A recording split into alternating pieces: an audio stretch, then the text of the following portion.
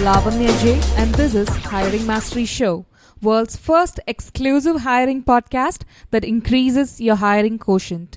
This is the place to be for millennial entrepreneurs and hiring managers to learn about hiring the right people, building great teams, and creating profitable, high-performing organizations. To know more, check out hiringmasteryshow.com. This is episode number 2, and in this episode, we are talking about should you hire based on intuition or data? Let's get started. Nobody can explain exactly why or how instinct works. Sometimes we get a gut feeling about what we should or should not do in a situation, but still we can't put a finger on the exact reasons.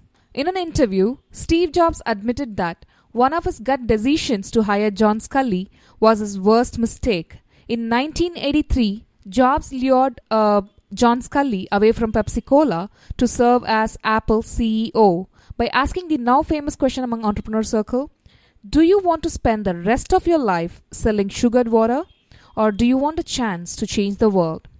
Sure enough, John Sculley joined Apple, but in just 2 years, Apple's board of directors sided with John Sculley and removed Steve Jobs from his managerial duties.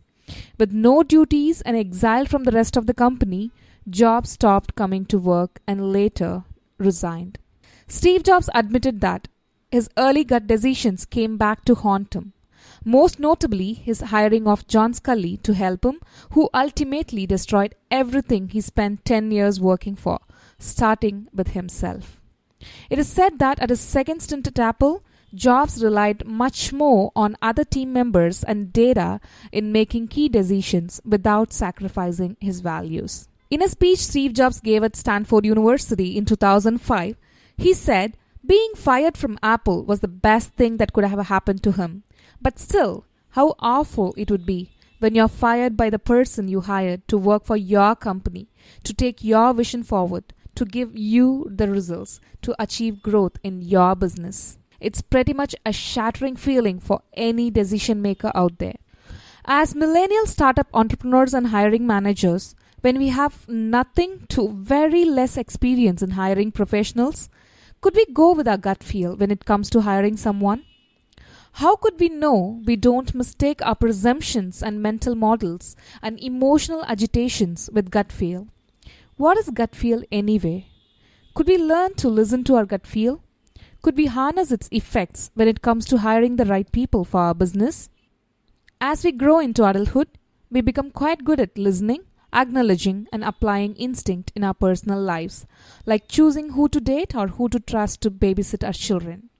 When we just get started in the business world, when everything is Greek and Latin to us, though we have no experience in hiring a professional, we are pushed to make the important decisions. But are we equipped when it comes to using gut feel for professional decision making?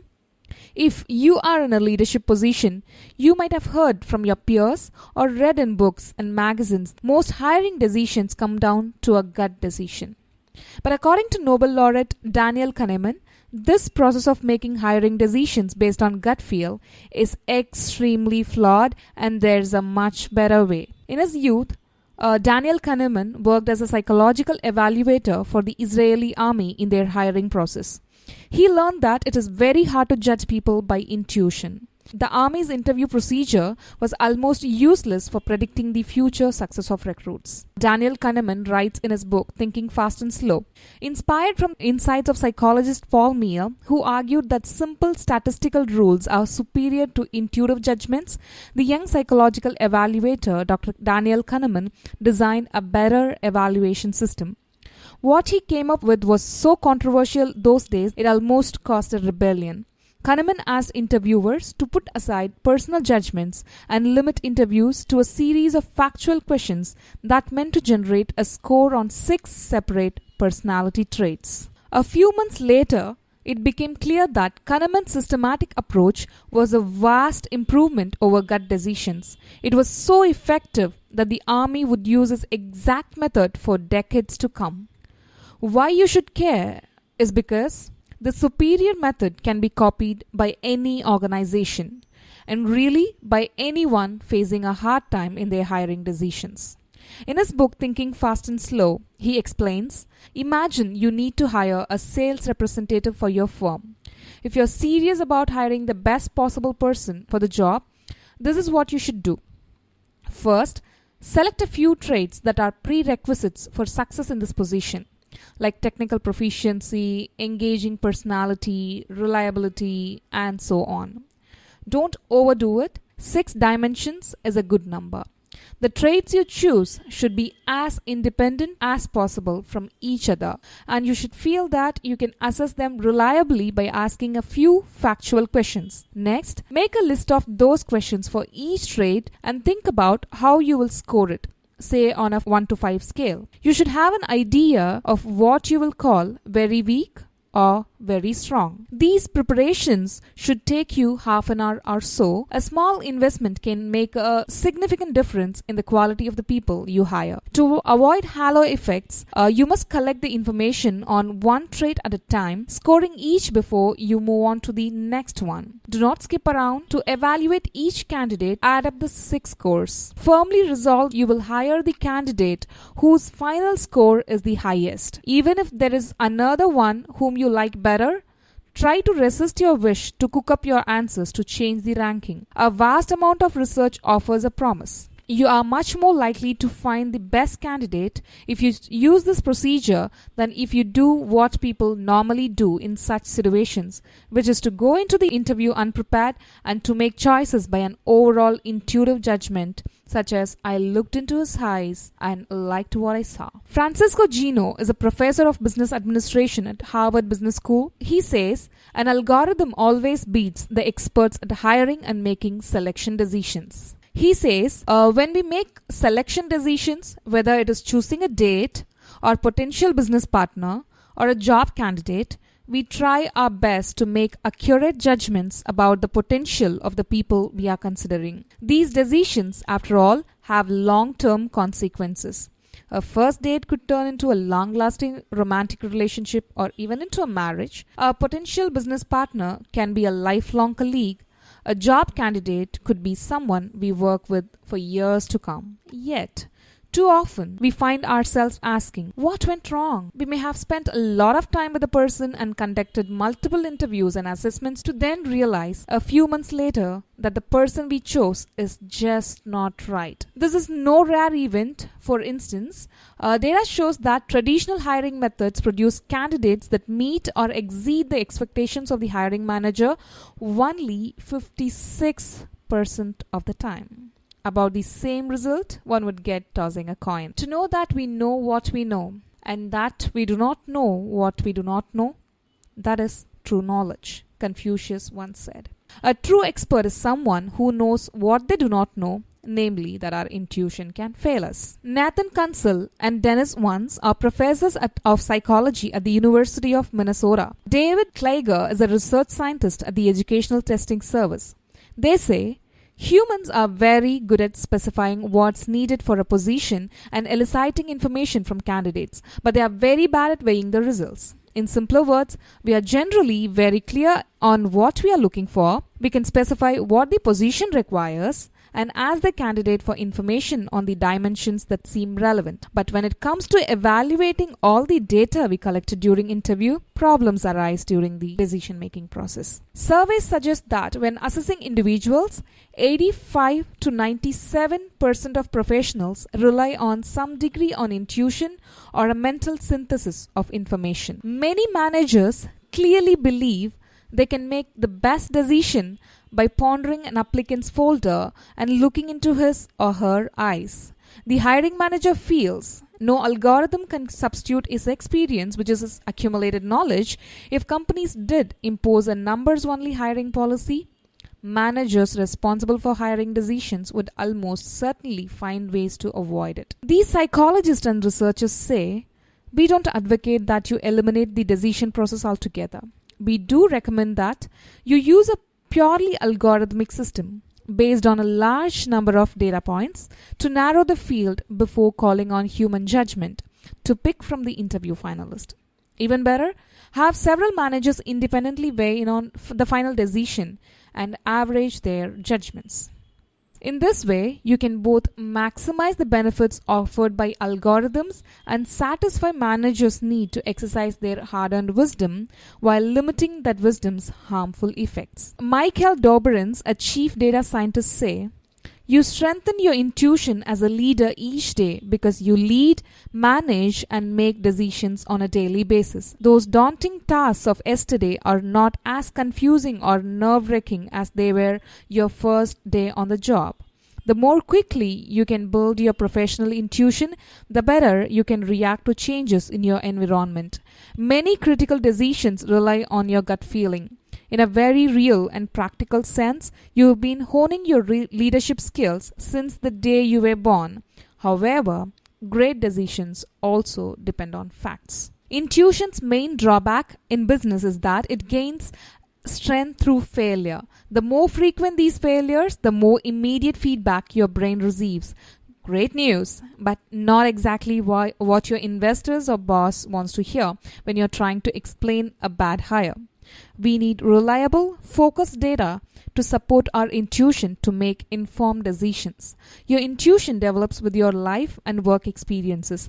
It drives your instincts and qualities as a leader. Paired with applicable and practical data, your intuition can inspire choices that shape your company's success, and that's something you can be confident about. Jason Danner of Yale University found in his research, technically the problem with unstructured interview is not that they are insufficiently informative, it's that they are too informative.